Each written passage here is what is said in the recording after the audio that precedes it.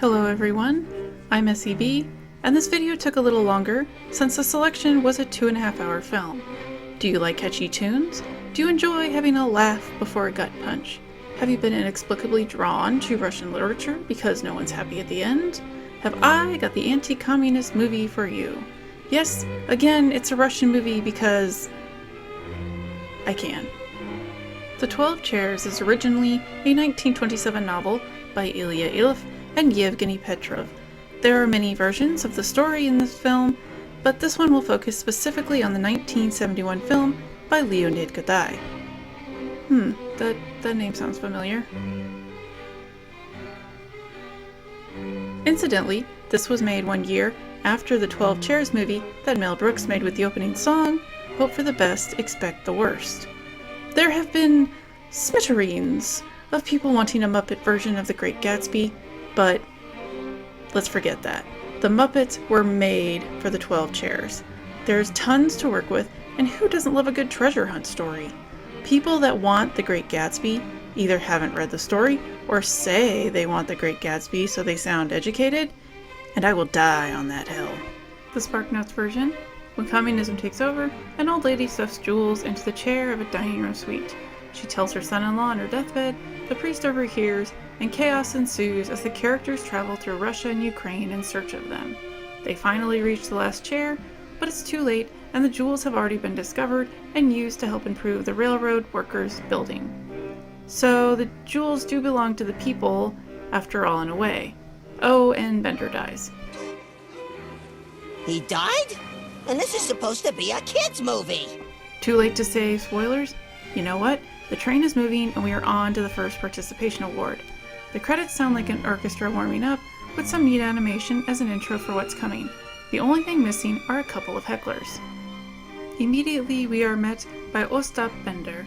As the main character, I came up with two options. One, have Tom Hiddleston play Ostap Bender, and Sam the Eagle as Ippolit.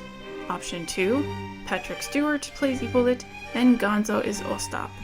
I say Gonzo because Ostap often works with local children to get information about the goings-on of the town, and Gonzo, being Ostap, can get help from the chickens, though hopefully they don't get a case of cluckitis. Correct me if I'm wrong, Kermit. You have turned into a chicken, haven't you? Oh, it is so humiliating, Roger. I know this is petty, but in the novel, one of the things about Bender is he doesn't have socks, yet here he is, wearing socks. Losing a participation award because I'm petty like that. If you've seen Mel Brooks' version of the story, the beginning is basically the same, with Ostap eventually running into Ippolit after finding out from his mother-in-law on her deathbed she sewed jewels into one of the chairs.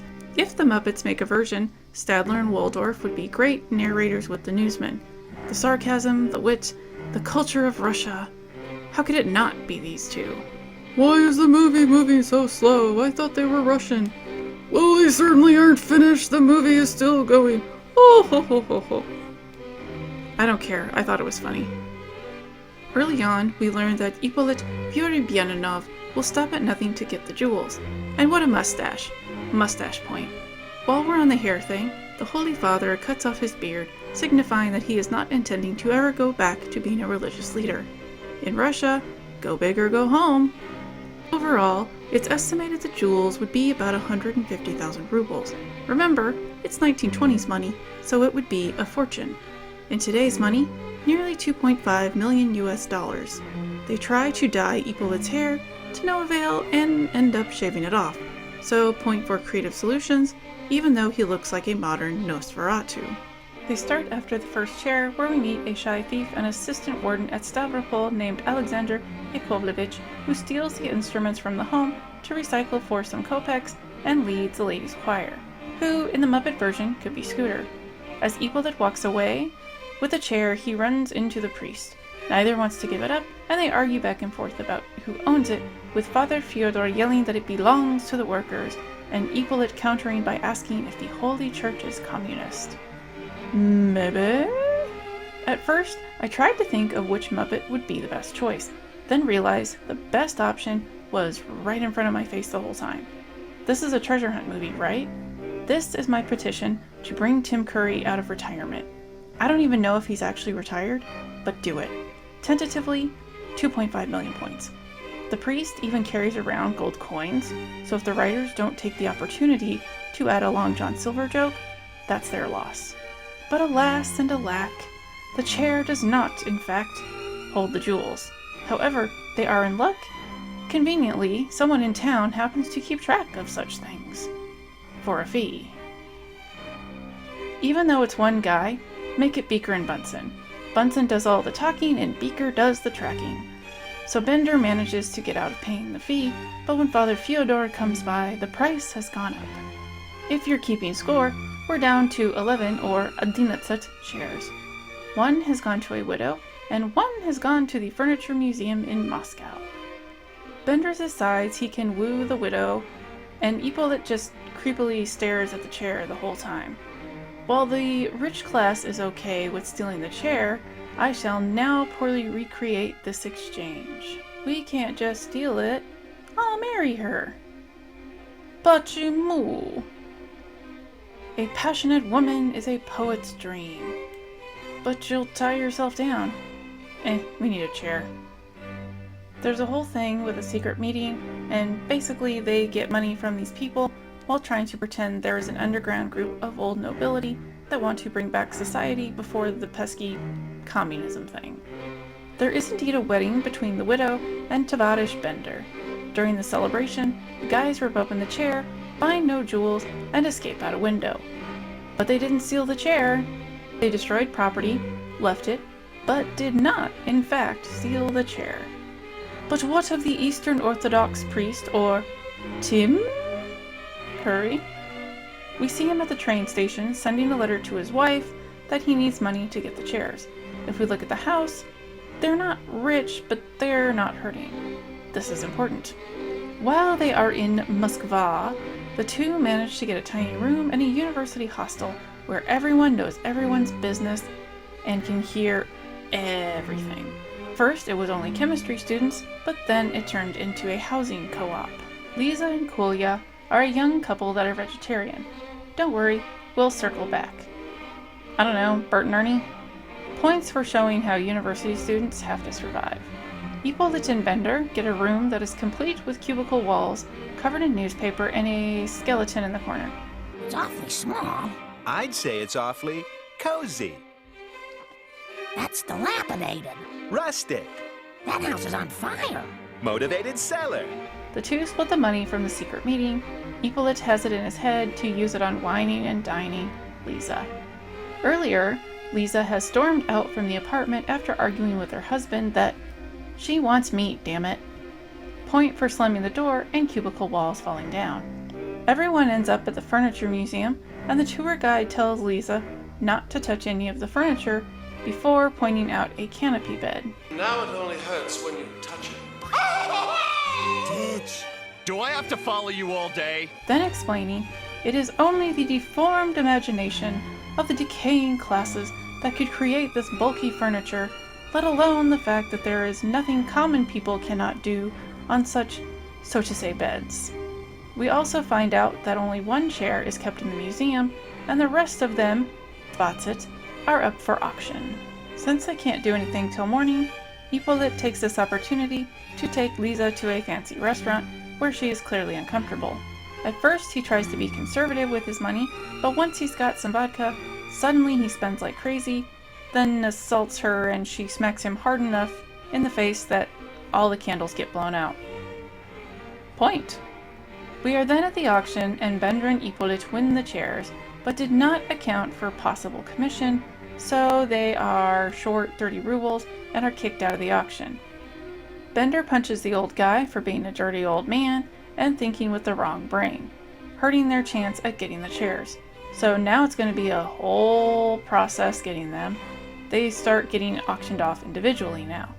Chair the first and second are with Ilochka Shukina, who has managed to survive on a vocabulary of 30 words. However, she likes the nicer things and tries to be fancy. Miss Piggy. Her husband is an engineer that is fed up with her spending, doesn't take bribes, doesn't steal money, and doesn't know how to counterfeit. Kermit. He demands a divorce, takes one of the chairs, his desk, and goes to live with his friend Ivan Alexeyevich. Bender soon stops by and exchanges a fancy spoon he stole from his wedding in exchange for the chair, telling her that all the fancy people in America put their tea through a strainer. Again, didn't steal the chair, remember?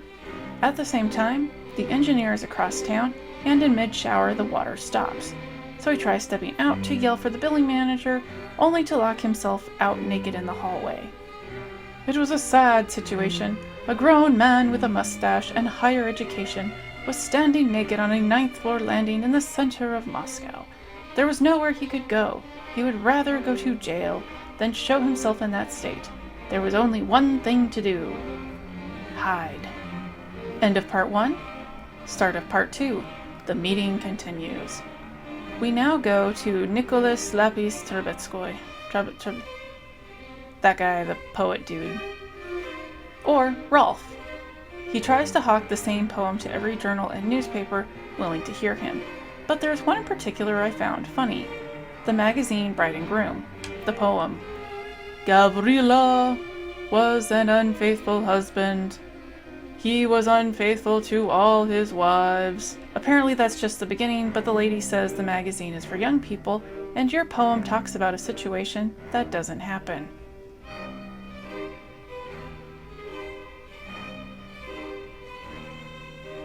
I don't know what reality this lady lives in, but it ain't the same one I'm in. She says she has never seen an unfaithful husband, and also tells him his grammar should be, our Soviet husbands, our Soviet wives. Okay, so I guess if we're all each other's wives or husbands, then yeah, she's not wrong. Also, throughout the movie, many of the sets don't have a lot of furniture or decoration.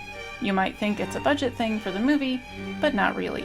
When I attended university in Russia, there was literally no decorations and the room just had a chalkboard and desks. Our poet then tries a comic magazine with the Ballad of the Migraine, and we find out he doesn't really care for bureaucrats.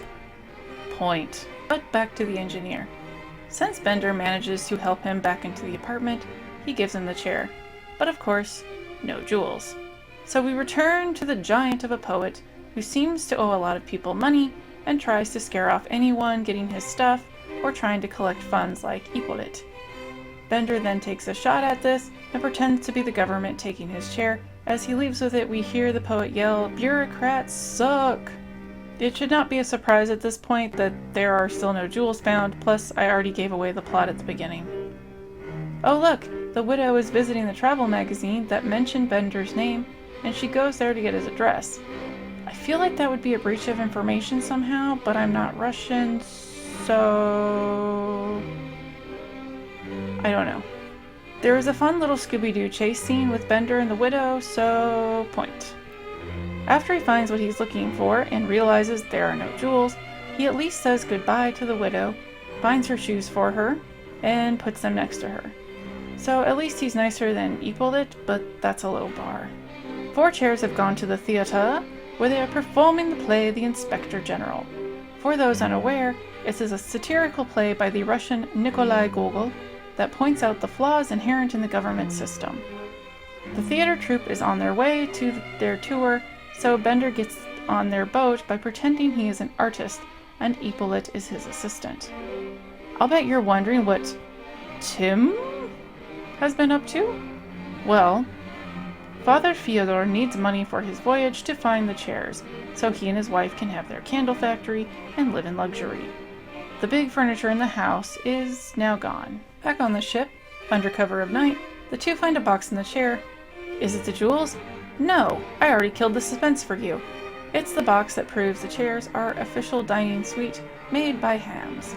There are some fun sequences where Bender is charged of making a poster, and the poster is so bad it gets a point because babies cry, animals wail, and there is gnashing of teeth.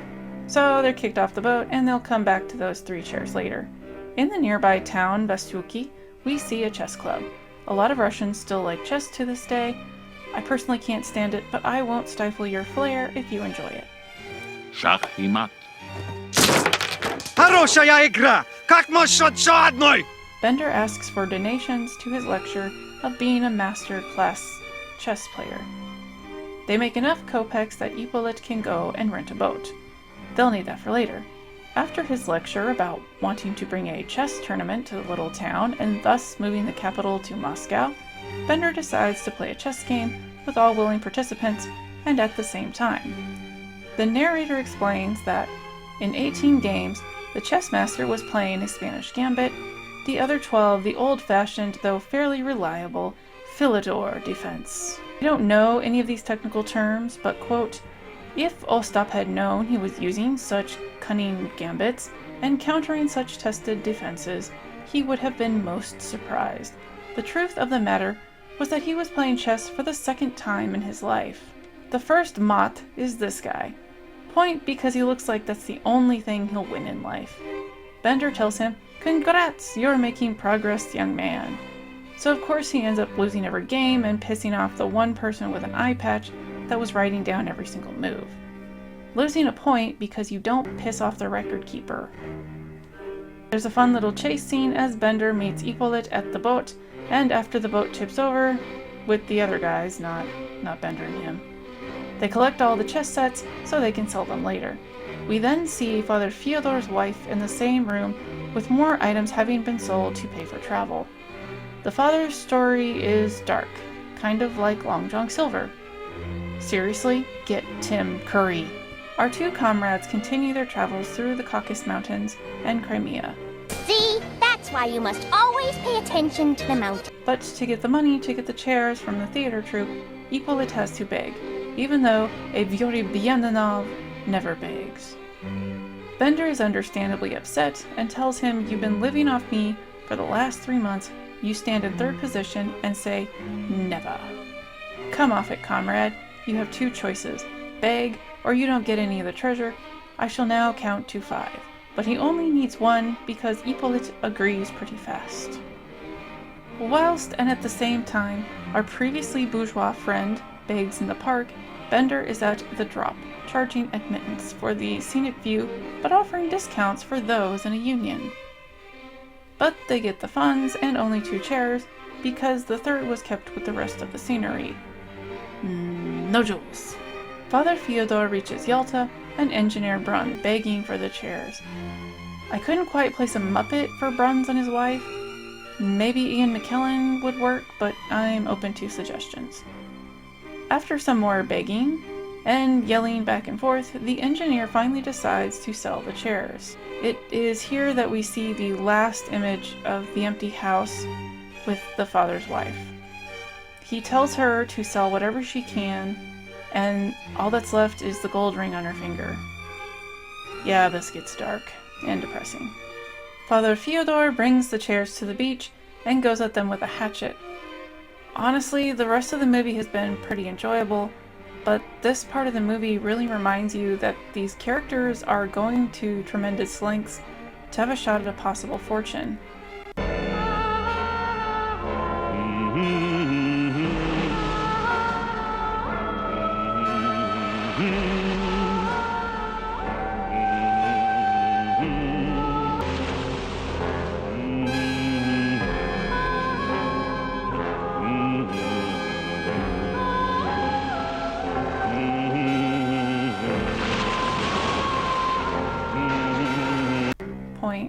And just like that, the chairs are gone as if they never existed.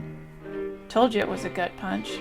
But the movie is not over, and we return to our 2 traveling buddies in the Caucasus Mountains. It is beautiful, and they have a 5-day journey ahead of them. One of my favorite things in Russian film is when they show the vastness of the country in comparison to people. The concept that in the grand scheme of things, we are a small piece. Also point for time check.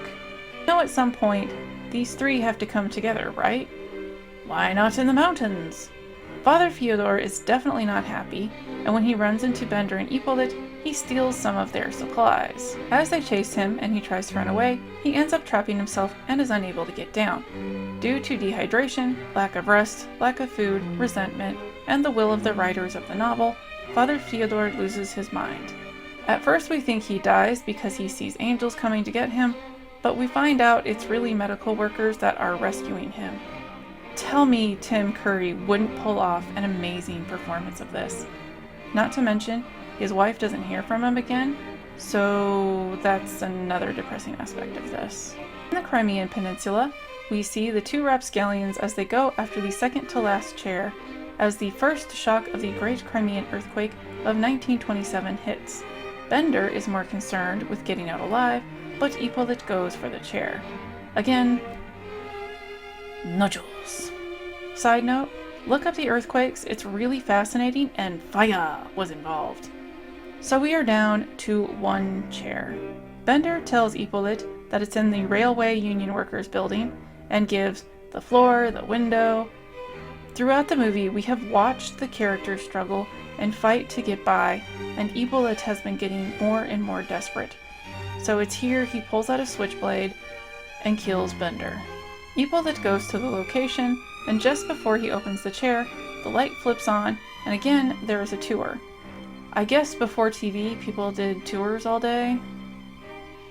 The guy leading the tour explains that it is in this chair, in this spot, where I went to hang a picture, and as my foot went through the chair, we found the bag of jewels that must have been hidden there by the bourgeoisie. Those jewels all funded the improvements to the club so that everyone can enjoy it. Oh, and he got a bonus of 50 rubles. 50. At least make it an even 100, because he could have kept them for himself, but whatever. Clearly, Hippolyte is upset and doesn't believe it really happened. So, after everyone leaves, he tears open the chair, and we are left with his agonizing cry before the credits roll.